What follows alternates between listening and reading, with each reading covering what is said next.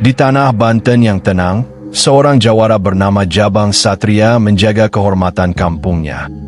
Ribuan kilometer di timur, Latoa Rante, preman Makassar yang ditakuti dermaga, mendengar kabar tentang seorang jawara dari Banten. Keduanya berdiri berhadapan untuk pertama kalinya. Dua dunia, dua kehormatan, sebentar lagi akan berbenturan.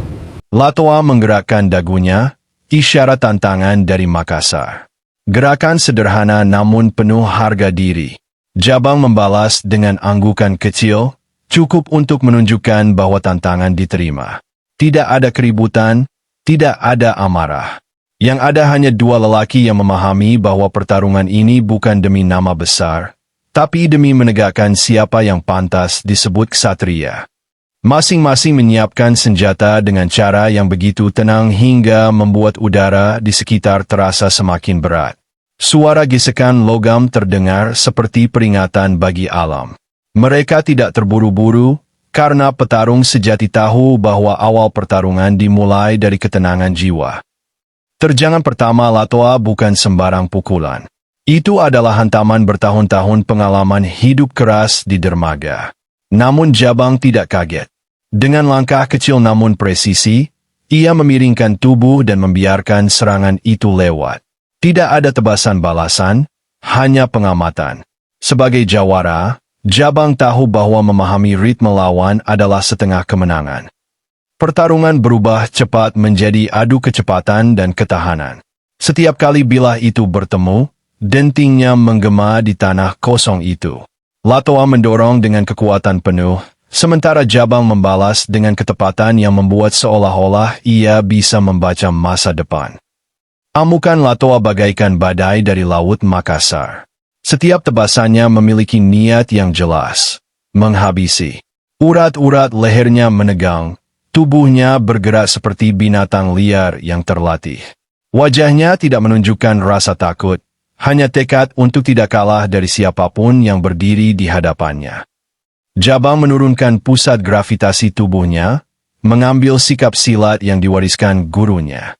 Dalam keheningan sekejap itu, ia mendengarkan detak jantungnya sendiri, mengikuti aliran napas. Ia tidak mencari celah besar. Ia menunggu celah sekecil garis rambut, karena bagi pendekar sejati, satu celah kecil cukup untuk membalikkan keadaan. Dengan gerakan yang begitu cepat hingga mata sulit menangkapnya, Jabang menangkis lalu memukul bagian lengan Latoa. Bukan tebasan, melainkan benturan keras yang cukup untuk mengguncang kekuatan lawannya. Latoa terhuyung sedikit, meski tetap berdiri. Dalam dunia pertarungan, sedikit goyangan itu bisa menjadi penentu hidup dan mati. Preman Makassar itu menatap Jabang dengan tatapan liar. Rasa sakit hanya membuat nyalinya membara. Ia terlahir dari kerasnya kehidupan pelabuhan, tempat di mana hanya yang terkuat dan paling berani yang mampu bertahan. Kekalahan bukan pilihan, dan rasa sakit bukan alasan untuk berhenti. Pertarungan berubah menjadi pengejaran singkat. Latoa mengayunkan badik tanpa henti, napasnya berat namun penuh tekad.